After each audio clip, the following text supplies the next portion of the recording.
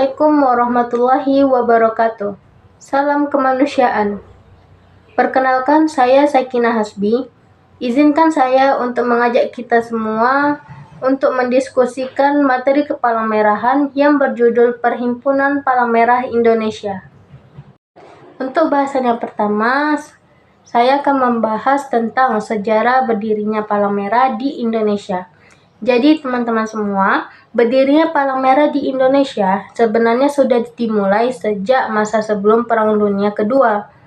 Saat itu tepatnya pada tanggal 21 Oktober 1873, pemerintah kolonial Belanda mendirikan Palang Merah di Indonesia dengan nama Nederlands Rode Kruis Afdeling Indië atau NERKAI, yang kemudian dibubarkan pada saat pendudukan Jepang.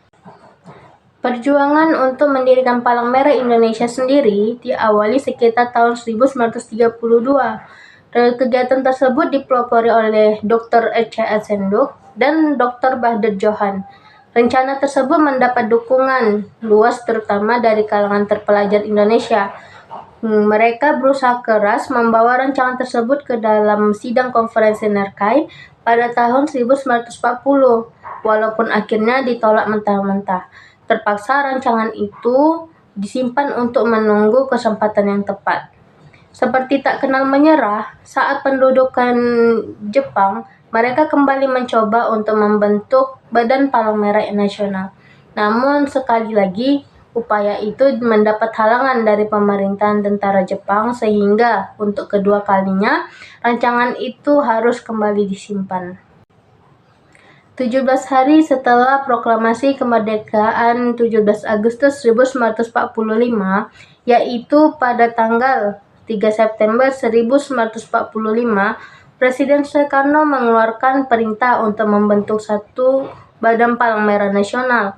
Atas perintah Presiden, maka Dr. Buntaran yang saat itu menjabat sebagai Menteri Kesehatan Republik Indonesia Kabinet 1 pada tanggal 5 September 1945 membentuk Panitia 5 yang terdiri dari Dr. R. Mokhtar sebagai ketuanya, Dr. Bahdir Johan sebagai penulis, dan Dr. Johanna, Dr. Marzuki, Dr. Sita Nala sebagai anggotanya.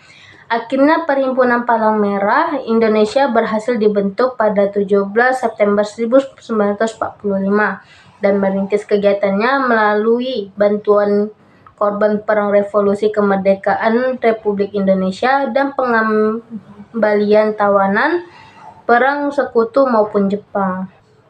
Oleh karena kinerja tersebut, PMI mendapat pengakuan secara internasional pada tahun 1950 dengan menjadi anggota nasional melalui Kepres nomor 25 tahun 1959 dan kemudian diperkuat dengan Kepres nomor 246 tahun 1963. Kini jaringan kerja PMI tersebar di 30 daerah provinsi dan 323 cabang di daerah TK2 serta dukungan operasional 165 unit transfusi darah di seluruh Indonesia.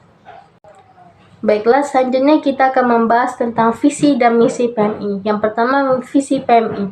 Palang Merah Indonesia mampu dan siap menyediakan pelayanan kepalang merahan dengan cepat dan tepat dengan berpegang teguh pada prinsip-prinsip dasar Palang Merah dan Bulan Sabit Merah Internasional.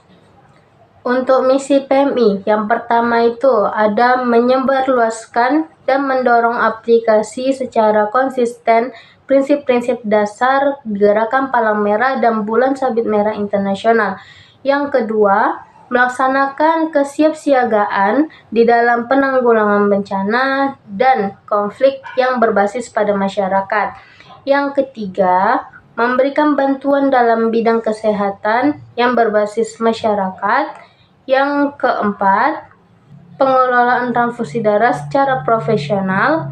Yang kelima, menggerakkan generasi muda dan masyarakat dalam tugas-tugas kemanusiaan. Yang keenam, meningkatkan kapasitas organisasi di seluruh jajaran PMI secara berkesinambungan disertai dengan perlindungan terhadap relawan dan karyawan dalam melaksanakan tugas-tugas kemanusiaan.